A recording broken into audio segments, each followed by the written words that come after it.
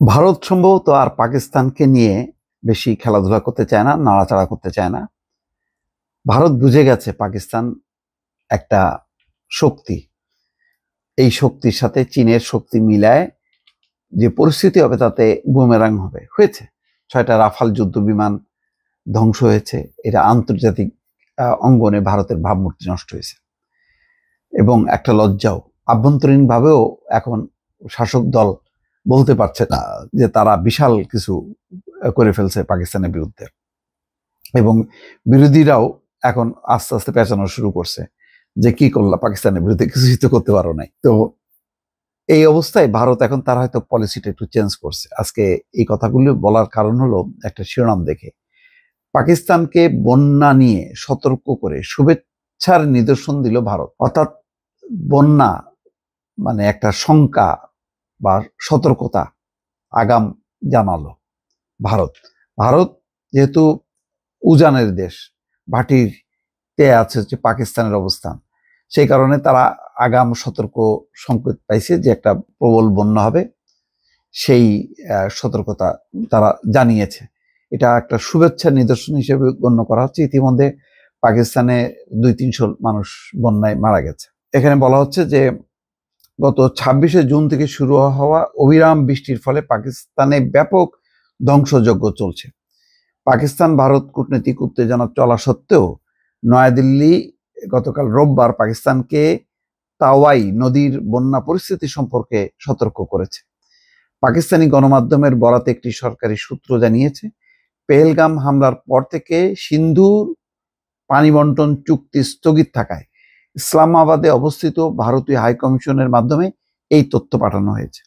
ভারতীয় সংবাদ মাধ্যম এনডিটিভির প্রতিবেদনে বলা হয়েছে, এই বিষয়ে ভারত বা পাকিস্তান কোনো দেশই আনুষ্ঠানিকভাবে কিছু জানায়নি। যদি এই দাবি সত্য হয় তবে এমন যোগাযোগের ক্ষেত্রে এটি হবে ভারতের কূটনৈতিক মিশনকে ব্যবহার করার প্রথম ঘটনা, এবং এর মাধ্যমে ভারত একটি শুভেচ্ছার নিদর্শন দিয়েছে।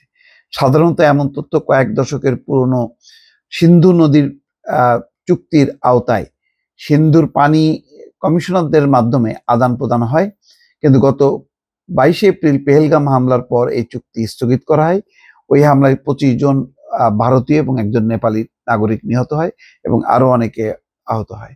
প্রতিবেদনে বলা হয়, ভারতের জম্মুর তাওয়াই নদীতে একটা বড় ধরনের বন্যার আশঙ্কার বিষয়ে পাকিস্তানকে সতর্ক করা হয়েছে। ইসলামাবাদে অবস্থিত ভারতীয় হাইকমিশন গতকাল এই সতর্কবার্তা পাঠিয়েছে বলে জানা গেছে। প্রাপ্ত তথ্যের ভিত্তিতে পাকিস্তানি কর্তৃপক্ষ সতর্কবার্তা জারি করেছে বলেও প্রতিবেদনে উল্লেখ করা হয়। গত মে মাসে দুই প্রতিবেশী দেশের মধ্যে সামরিক সংঘাতের পর দ্বিপক্ষীয় সম্পর্ক খারাপ হয়েছে। এর মাঝেই ভারতের এই পদক্ষেপকে একটি সদিচ্ছা হিসেবে দেখা হচ্ছে।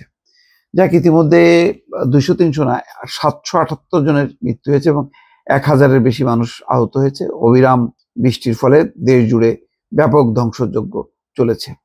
দুঃখজনক সে পাঞ্জাব, সিন্ধু, বেলুচিস্তান এই সমস্ত জায়গাগুলোতে। পাকিস্তান এর আগে কিন্তু বলেছে যে যদি সিন্ধু নদীতে তারা বাঁধ দিয়ে পানি নিয়ন্ত্রণের চেষ্টা করে তাহলে 25 কোটি মানুষ পানির অভাবে একটা ভয়ঙ্কর সংকটের মধ্যে পড়বে, কৃষিকাজ ব্যাহত হবে, এবং সেটা যদি হয় তাহলে কমপক্ষে 10টা ক্ষেপণাস্ত্র দিয়ে ওই বাঁধ তারা উড়াই দেবে, এই হুমকিও তারা দিয়েছে। তারপরও ভারত তারা আগের যেই শত্রুতামূলক যে মনোভাব সেটা পরিবর্তন করে একটা শুভেচ্ছার বার্তা বা নিদর্শন দেখালো, যাতে আর পাকিস্তান বিরোধ না তৈরি করে, পাকিস্তানের পক্ষ থেকে এই ধরনের বক্তব্য যাতে তারা না দেয়, সেজন্য তারা একটা নিদর্শন রাখলো। ইতিমধ্যে ভারত চীনের সঙ্গে ভারত সুসম্পর্ক চেষ্টা করছে, এবং চীন যেহেতু পাকিস্তানের সাথে সম্পৃক্ত, সুতরাং সব মিলিয়ে এই অঞ্চলে আর যেহেতু এমনিতেই আমেরিকার সেই শুল্ক তীর বিধে আছে ভারতের বুকে, সুতরাং এখন আর পাকিস্তানের সাথে তিক্ততা বাড়াতে চায় না, বরং চীনের সাথে বন্ধুত্বের হাত বাড়িয়ে দিয়েছে। পাকিস্তানের সাথে যে সংঘাত বা দ্বন্দ্ব, যে বিরোধের মাত্রাটা কমানোর মধ্য দিয়ে ভারত হয়তো কূটনীতিতে একটা ভিন্ন চাল চালছে, যেটা অবশ্যই এই অঞ্চলের উত্তেজনা নিরসনের জন্য একটা ভালো পদক্ষেপ। দর্শক ভালো থাকবেন, আল্লাহ হাফেজ।